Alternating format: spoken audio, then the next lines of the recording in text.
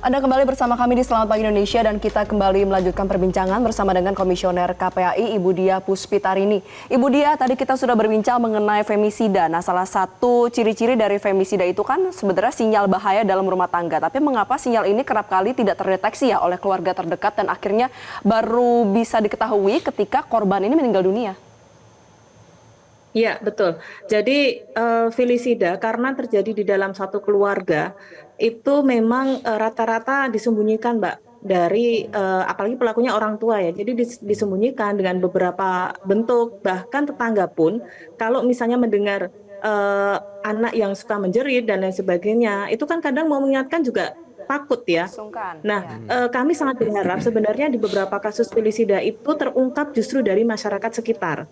Ya, maka kalau misalnya masyarakat kita atau tetangga dari tetangga kita ada yang anaknya sering dipukul dan lain sebagainya, jangan diam saja.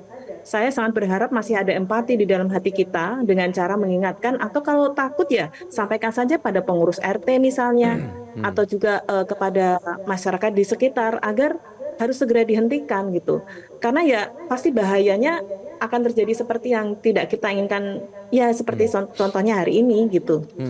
Ya Bu Gitu Dia, Mbak kan kita Valerie. melihat ya bagaimana sebenarnya fenomena underreporting ini kan sebenarnya cukup tinggi begitu ya. Lalu apakah kita bisa membayangkan gitu Bu Dia bahwa semisalkan sarana pendidikan dengan aparat penegak hukum dengan KPAI itu tuh sebenarnya bisa langsung terintegrasi begitu? Bisa. Jadi salah satu tugas kami kan memang melakukan pengawasan ya Mas ya. Pengawasan dalam rangka adanya pelanggaran hak anak. Nah dalam hal ini jelas kami juga melakukan upaya untuk berkoordinasi dengan berbagai pihak tentu saja. Yang kami akan lakukan memang ini sudah kami rencanakan besok, baru besok Mas. Undangan sudah kami sebar di beberapa lintas kementerian bahkan dan juga OPD sekitar, baik Dinas Sosial, Dinas Pemberdayaan Perempuan dan Perlindungan Anak, ada UPTD PPA, bahkan di beberapa daerah itu sudah ada Puspaga, Mas, Pusat Pembelajaran Keluarga, di mana sebenarnya edukasi kita itu sudah tidak lagi menunggu semua berkumpul di kelurahan atau apa, tetapi harus datang door to door, karena RT RW itu harus punya data kerentanan keluarga loh, termasuk juga misalnya anak sering dipukul dan lain sebagainya itu termasuk kerentanan keluarga. Oh ya, mungkin saya perlu menambahkan Mas Jose bahwa di kajian yang kami lakukan itu beberapa faktor penyebab felisida atau pembunuhan yang terjadi di keluarga itu yang dilakukan oleh orang tua salah satunya adalah karena faktor ekonomi. Kemudian Oke. yang kedua adalah faktor emosional, ya. Jadi orang tua melampiaskan kepada anaknya. Ini yang agak aneh lagi adalah faktor kecemburuan. Itu juga ada. Nah, di beberapa kasus yang pelakunya adalah ibu tiri seperti di Pontianak, kemudian di Jawa Barat dan lain sebagainya beberapa waktu yang lalu, itu ada kaitannya dengan motif kecemburuan. Adalah si Kemudian ibu tiri. yang keempat adalah kurangnya dukungan sosial. Nah, dukungan sosial ini penting bagi orang tua, apalagi mohon maaf sekali saya tidak mengeksplisitkan salah satu kondisi ya, tetapi kondisi suami istri yang mereka sudah pernah menikah, baik ibu tiri atau ayah tiri itu kan memang sesuatu kondisi yang adaptasinya jauh lebih susah ya, apalagi masing-masing membawa anak.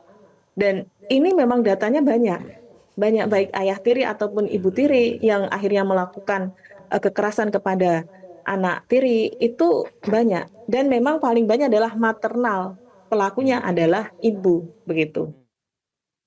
Terakhir Ibu Dia, bagaimana nasihat kepada orang tua agar memang pola pengasuhan anak seperti ini tidak kembali terulang?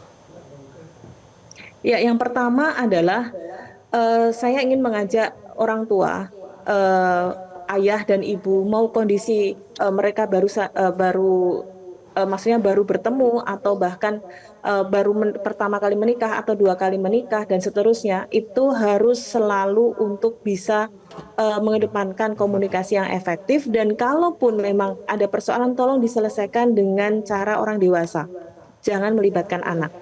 Yang kedua, kami juga berharap bahwa segala bentuk kekerasan itu mau sekecil apapun jangan pernah terjadi ya, karena itu akan membekas pada anak. Dan di kasus ini Mbak Valerie, Mas Jose, kami juga berpesan bahwa di dalam Undang-Undang Perlindungan Anak di pasal 59A itu prosesnya harus cepat. Ya, anak itu prosesnya harus cepat kemudian anak korban kekerasan fisik dan psikis itu juga harus mendapatkan perlindungan hukum. Dan saya sangat berharap bahwa di kasus ini ya jangan anak yang sudah meninggal, apalagi dengan kondisi yang tidak wajar, mungkin luka, penuh luka dan lain sebagainya, itu kan mendapatkan kejelasan penyebab kematiannya dengan terang, dengan jelas. Sehingga anak ini tidak mendapatkan stigma negatif dan jangan sampai kejadian seperti ini terulang kembali.